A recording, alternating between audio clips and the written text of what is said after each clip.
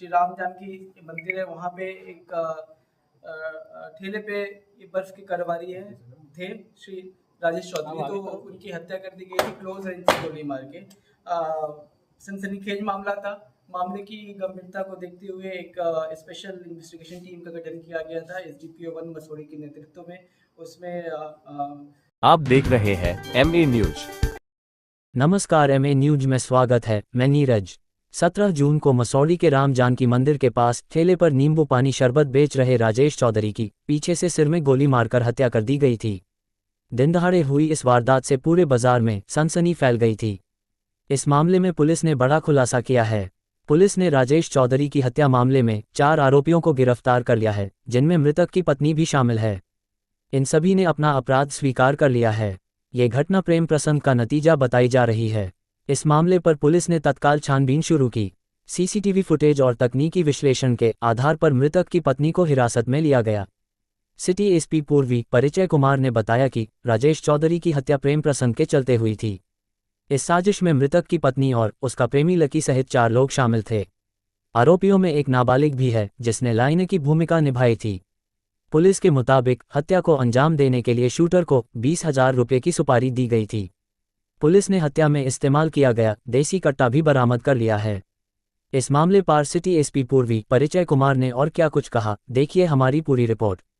पहले से कि 17 जून को एक हत्या की घटना हुई थी।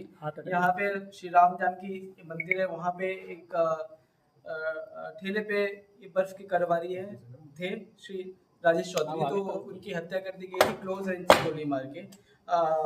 सनसनीखेज मामला था। मामले की गंभीरता को देखते हुए एक स्पेशल इन्वेस्टिगेशन टीम का गठन किया गया था एसडीपीओ 1 मसौड़ी के नेतृत्व में। उसमें मसौड़ी एसएचओ अनिल कुमार और ये पुअनी उत्तम झा भी थे उस टीम में। तो हमने सबसे पहले घटनास्थल का जो ये वहाँ पे एक सीसीटीवी फुटेज भी बरामद हुआ, सीसीटीवी फुटेज का अवलोकन किया।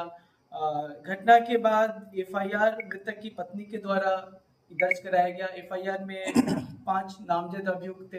हालांकि जो स्टोरी बताई गई थी एफआईआर में घटनाक्रम को देखते हुए और जो भी हमारे सामने उस समय तक आए थे तथ्य, वो देखकर उस पर यकीन हो नहीं रहा था। तो घटना की हर पहलू से जांच की गई, तकनीकी अनुसंधान भी किया गया, सूचना संकलन भी किया गया। तो फाइनली ये निकल कर आया सारे अनुसंधान में कि इस घटना की साजिश में मृतक की पत्नी, उनका भी इन्वॉल्वमेंट है।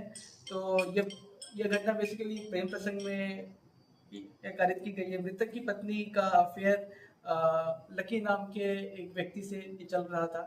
ये लकी नाम का एक व्यक्ति ने एक तीसरे व्यक्ति जिसका नाम है निशांत कुमार है, उसे 20,000 रुपये की फिरौती दी कि जो मृतक है राजेश चौधरी, उनकी हत्या करने के लिए। इसके साथ साथ एक अन्य अभियुक्त जो नाबालिग है, उसने भी लाइनर का काम किया। चूँकि वो नाबालिग है इसलिए उसका नाम हम मीडिया को नहीं बता सकते हैं। तो इन सभी ने ये मिलकर ये घटना कारित किया। सीसीटीवी फुटेज में जो हमारे सामने आया है उससे भी अभियुक्त जो शूटर है निशांत कुमार, उसका मिलान किया गया है। वो मिलान करने से हूबहू वही व्यक्ति है, इसकी पहचान हो गई है। घटना के बाद ये शूटर जाके अपने बाल कटा लेता है ताकि उसकी हुलिया ये थोड़ा सा ये चेंज हो जाए। बट यही और साथ ही साथ जो सीडीआर रिकॉर्ड मिले हैं, सीडीआर रिकॉर्ड से भी ये पूरी तरह से स्पष्ट है कि घटना की साजिश किस प्रकार से हुई है।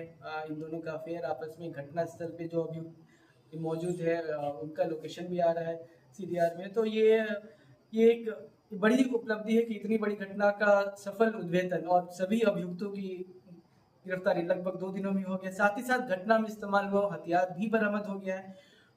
हथियार का जो स्रोत है उसके बारे में भी हमें सूचना मिली है। जो हथियार जहाँ से लिया गया है उसके पीछे भी हम लगे हुए हैं, वो अनुसंधान का पार्ट है। ये जितने भी अभियुक्त हैं इन सभी की गिरफ्तारी इनके अपने अपने घर से ही हुई है। महिला जो है जो जो मृतक की पत्नी थी और जो एक्चुअली में केस की वादी थी, बट एक्चुअली में फिर जो इन्वेस्टिगेशन में निकल आया कि हत्या की साजिश में इनका पूरा हाथ था। इनकी गिरफ्तारी भी इनके घर अहमदगंज से हुई है और बाकी सब अभियुक्तों की गिरफ्तारी भी उनकी अपने अपने घर से हुई है। सर, लड़की और अविनाश का कोई आपराधिक इतिहास भी है क्या? अभी तक जो हमें खंगाला है, अभी तक हमें अपराधिक इतिहास का पता नहीं चल पाया है, परंतु